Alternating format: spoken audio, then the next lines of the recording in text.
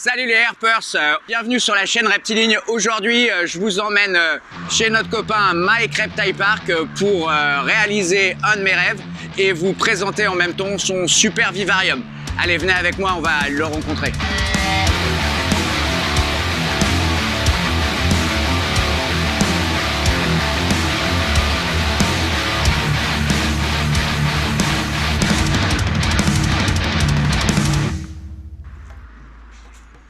Salut Mike, ça va et toi?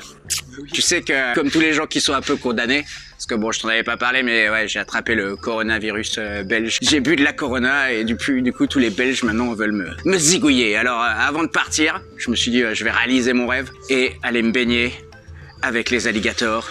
Et il se trouve que Mike, ici présent, a des alligators.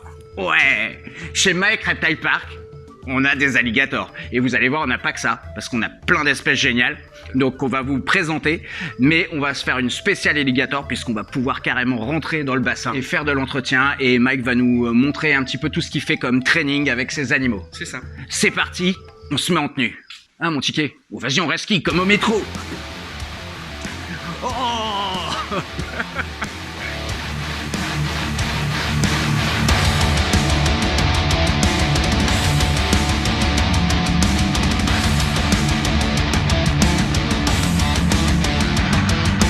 Allez, ça y est, je suis prêt, Mike. T'es en tenue? Moi, je suis en tenue aussi. Bah, qu'est-ce que tu fous à poil? Non, on déconne, non, en fait. C'est bon, j'ai un short, ça va.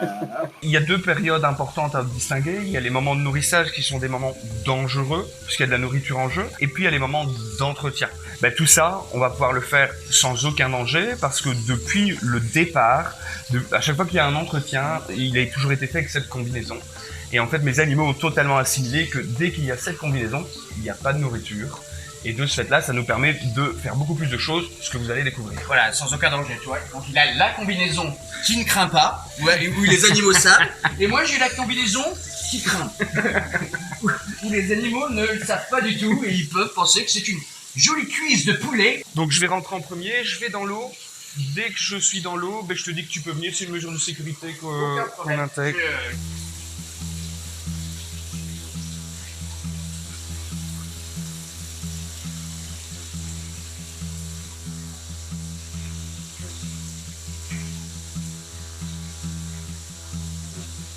Alors l'eau elle est à 25 degrés, mais tu vois, ça paraît froid. Hein, voilà. Les alligators, c'est comme les êtres humains. Ils peuvent avoir des personnalités totalement différentes. Il y a mon mâle et ma femelle. Mon mâle, c'est le plus calme. Ça veut dire que c'est celui qui, généralement, quand on fait le nourrissage, respecte le plus les consignes. Tandis que la femelle, elle est beaucoup plus alerte. Elle a un comportement beaucoup plus nerveux. Ouais. Alors, généralement, la première chose que je fais à chaque fois, c'est caresser le dos, caresser les flancs. Après, je leur lève la queue. Alors, j'aime bien sentir les différentes textures d'écailles qui ont un rôle, hein, puisque les écailles du bas du corps sont des écailles plus grandes, plates et lisses, et sont des écailles qui leur permettent vraiment de se profiler dans l'eau. Ce sont d'excellents nageurs. Alors, c'est marrant aussi, c'est de lever les pattes et voir un petit peu la texture des écailles qui sont minuscules en dessous des pattes, c'est vraiment tout doux. Et alors, ça fait à peu près maintenant 1 mois et demi, on approche sur les 2 mois, où en fait, je m'amuse à doucement les lever doucement à la surface de l'eau, voilà, pour qu'ils prennent l'habitude. Voilà, alors on les laisse toujours repartir. Hein. Ça veut dire que si on voit que l'animal, comme un petit peu maintenant, il stresse un petit peu, on ne le retient pas, on le laisse vraiment profiler. Est-ce qu'ils aiment ça? Pas vraiment. Mais c'est important qu'on continue à le faire pour qu'ils aient l'habitude de la peau humaine sur eux, dans le cas où un vétérinaire un jour devrait intervenir.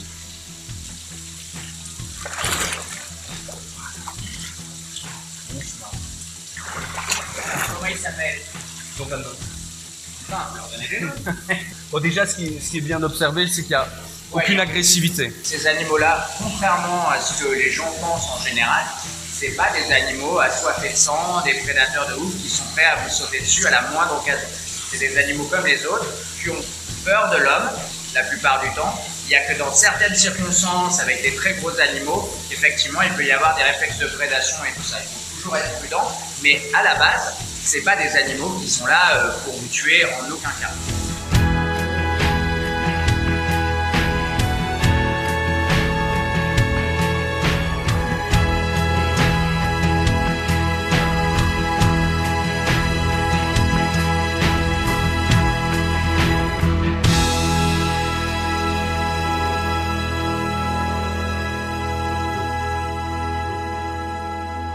Voilà, donc on va faire un petit tour chez Mac de tous les terrariums. Donc là, par exemple, un superbe terrarium avec des Seclura cornuta, des iguanes terrestres. C'est des iguanes qui sont en annexe 1 de la Convention Washington, qui sont en voie d'extinction. Donc c'est très important de pouvoir les élever en captivité. Vous pouvez voir cette magnifique couleur gris-bleu. Et évidemment, ces petites cornes qu'on voit au-dessus du rostre, d'où leur nom de Seclura cornuta. Si on ne leur fait pas peur et qu'on les prend bien tranquillement par le dessous, vous voyez, ils paniquent pas et on peut les soulever. Donc là, un autre lézard spectaculaire, Dracaena guinensis, un lézard caïman qui vit en Guyane, donc avec un œil super noir et cette peau très similaire à celle d'un crocodile, une espèce d'ostéoderme sur le dos comme ça, et ils sont très bons nageurs.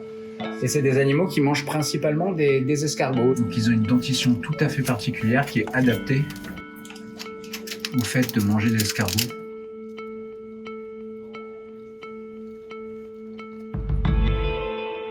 Donc là, c'est l'enclos des caïmans de Cuvier, donc les Paléosuchus. Donc il y a 2 femelles qui sont dans l'eau. Là, il y en a une qui est sous la cascade là-bas. Et le mâle se cache sur la partie sèche. Lui, apparemment, il sort plutôt la nuit. C'est ça. Alors là, on est avec Mike dans l'enclos des Paléosuchus palpebrotus, donc des caïmans de Cuvier. Quels sont les contrôles qui sont faits de manière hebdomadaire? On a l'eau du bassin qui part vers l'extérieur du bâtiment et qui rentre dans un bâtiment extérieur où il y a une filtration, et l'eau, elle va revenir au sein de l'enclos par la cascade que vous pouvez observer là-bas.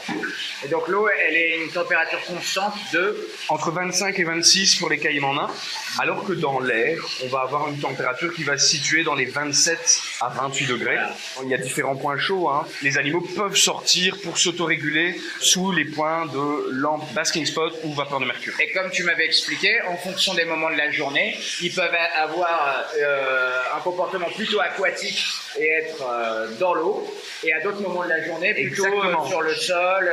Ils sont pas plus aquatiques que terrestres, c'est vraiment middle. Les études qui ont été faites sur le terrain, notamment à notre ami Olivier Marquis, qu'on salue, ont vu qu'il passait beaucoup de temps sur la Terre. C'est ça. Donc d'où l'importance d'avoir une partie terrestre qui soit quasiment aussi grande que la partie aquatique. Totalement. Là, par exemple, on va pouvoir observer que les 2 femelles sont dans la partie aquatique, mais le mâle, mon mâle reproducteur qui fait 1m50, la journée, il la passe sous sa cachette. Vous voyez, au niveau de la plateforme, le dessous, c'est vraiment une caverne.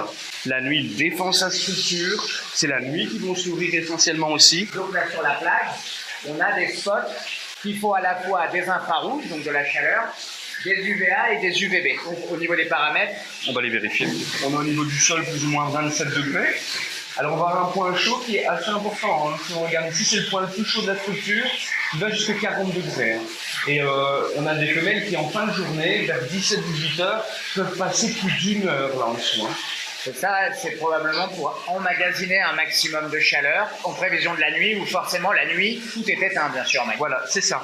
On va travailler aussi avec des basking spots, hein, c'est ce que vous pouvez voir, qui sont branchés sur un dimmer géant. En gros, un dimmer, c'est un thermostat qui va envoyer plus ou moins de puissance, c'est hyper important. Donc aujourd'hui, c'est un moment bien particulier pour toi puisque tu as eu ta première naissance de crocodilien d'Afrique de l'Ouest. Voilà, des Osteolemus tetraspis. C'est un animal qui est protégé parce que il est victime dans la nature de la viande de brousse et de la destruction d'une partie de son habitat. Et alors ici, avec... Le cri du crocodile. Trop mignon. Et donc quand ils angoissent un petit peu, ils font ce cri pour appeler leur mère à la rescousse. Et donc là, tu lui as ramené des petits souriceaux. C'est ça, donc quand ils naissent, que ce soit les caïmans ou les crocodiliens, ils vont essentiellement manger des petits insectes. Ils peuvent commencer aussi à manger des petits rongeurs. Alors nous, on donne des proies qui sont fraîchement tuées. Il ne va pas le prendre en direct. Hein. Ils disent que là, il a plus peur qu'autre chose. Ouais, là, en plus, on vient juste de le manipuler. Surtout la nuit. Et les proies fraîchement tuées, ça permet qu'ils se nourrissent de proies bien riches en vitamines. Donc là, on va aller voir l'enclos des adultes. Donc en fait, c'est une espèce qui vit aussi bien dans l'eau que sur Terre. Oui. Moi, c'est ce que je peux observer également avec les paléos, c'est qu'ils vont passer autant de temps sur Terre sous leur cachette qu'au niveau de la partie aquatique. Ça, c'est une certitude. Donc, on conseillera toujours d'avoir au moins 50% surface sèche et 50% terrestre, 50% aquatique. Exactement.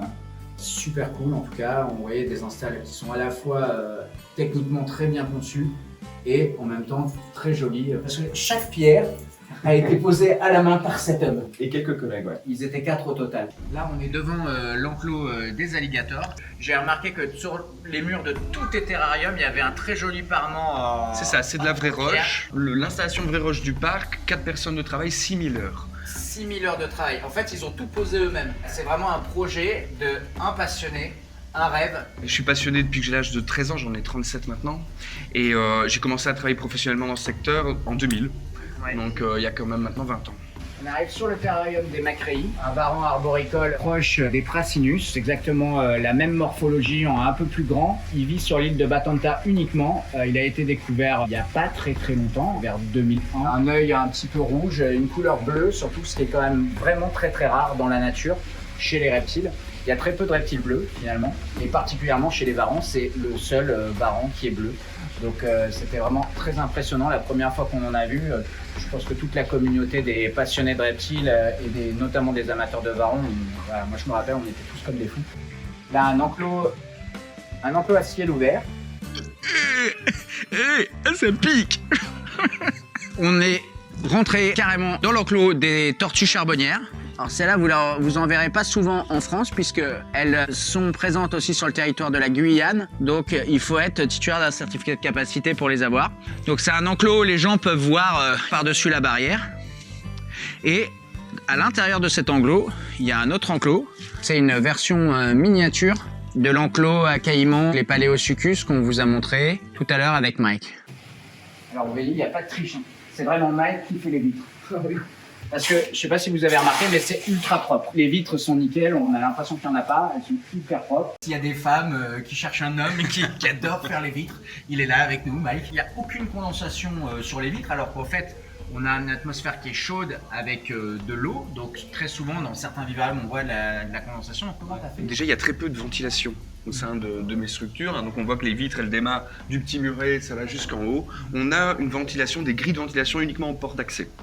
Et en fait, c'est ce fameux déshumidificateur qu'on peut voir là-bas sur la gauche. Il est indispensable. Il fait tourner l'air, il enlève l'excédent d'humidité. Et c'est important pour les animaux. Parce que s'il y avait un excédent d'humidité, au niveau pneumopathie ou autre, on pourrait avoir des soucis.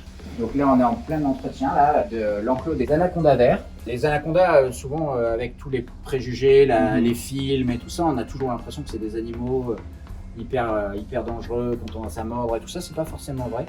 Et notamment, les vers sont souvent assez... Les vers sont plus cool que les jaunes. Voilà, ouais, parce qu'il y a 2 espèces d'anacondas, Enectes murinus, donc le vert, et Noteus, le jaune, qui est plus petit.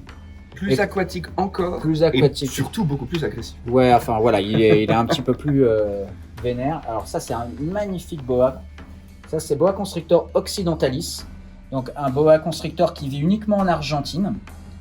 Et c'est le seul boa constrictor qui est en annexe 1. Si vous êtes en France, il faut être titulaire d'un certificat de capacité. Donc c'est des animaux qui sont incroyables en coloration, parce qu'il n'y a aucun autre boa constrictor qui ressemble à ça. Donc ils ont une couleur très foncée, probablement parce qu'en Argentine, il fait beaucoup plus froid. Et que ça leur permet de capter un peu plus les infrarouges. Et il y a un changement autogénique qui est important, c'est-à-dire que quand ils sont jeunes, ils sont vraiment roses sur les côtés et gris. On va dire ils n'ont pas ce même contraste, il n'y a quasiment pas de blanc. Et quand ils grandissent, ils ont vraiment ce contraste noir et blanc qui arrive. Voilà, regardez cette tête incroyable. Quand même superbe. Superbe. Moi, j'ai toujours adoré cette espèce. Et il faut le dire, hein, c'est aussi une espèce de boa constrictor qui est assez difficile à reproduire en captivité, probablement parce que là où ils vivent, il y a quand même des changements de saison plus prononcés, des changements de température plus prononcés qu'en Amérique du Sud, plus haut, en Colombie, etc. Et c'est vraiment un magnifique boa, regardez le dessous du corps comme ça, chamarré superbe. Alors d'abord j'ai travaillé pour une animalerie qui n'existe à plus, c'était Anima Bonsecours, occupé du secteur reptile. Et puis en 2007, j'ai créé ma propre structure dans le centre-ville de Tournai. Et bouger nous a permis d'avoir une surface plus grande et de développer un parc zoologique, donc un reptilarium, en plus de la surface de... Donc là actuellement tu as à peu près combien d'espèces différentes de reptiles ? Alors ça c'est... je pense que dans le parc on doit être à peu près à 40 espèces, 45 espèces. Et après avec le magasin forcément il y en a plus. Bien sûr, parce qu'au Suède tu as une partie magasin. Donc voilà. Ça c'est aussi un truc assez exceptionnel que vous ne verrez pas en France, puisqu'en France il est impossible malheureusement d'avoir une partie animalerie. et une partie zoo. Je le déplore parce que j'aurais bien aimé faire un concept comme ça. Franchement, j'ai visité depuis que je suis tout petit un paquet de vivariums. Mais j'adore venir chez Mike parce que à la fois on voit que les animaux sont très bien entretenus et que techniquement ça tient super bien la route, mais c'est aussi très cosy, très reposant. J'aime bien, c'est hyper design, c'est épuré, c'est vraiment beau. Mike est un passionné et il n'est pas avare d'expliquer aux gens voilà comment vivent les animaux, comment on les élève, etc. Donc c'est toujours un plaisir de venir le rencontrer. J'ai réalisé mon rêve, me baigner avec des alligators. On a pu avoir un peu d'interaction avec eux et tout ça. Ça a marché nickel, en plus la femelle au top. N'hésitez pas à venir visiter le parc de Mike. On se retrouve bientôt pour de nouvelles aventures. Avec plaisir. Avec plaisir. Salut les amis. Salut Mike. Ciao.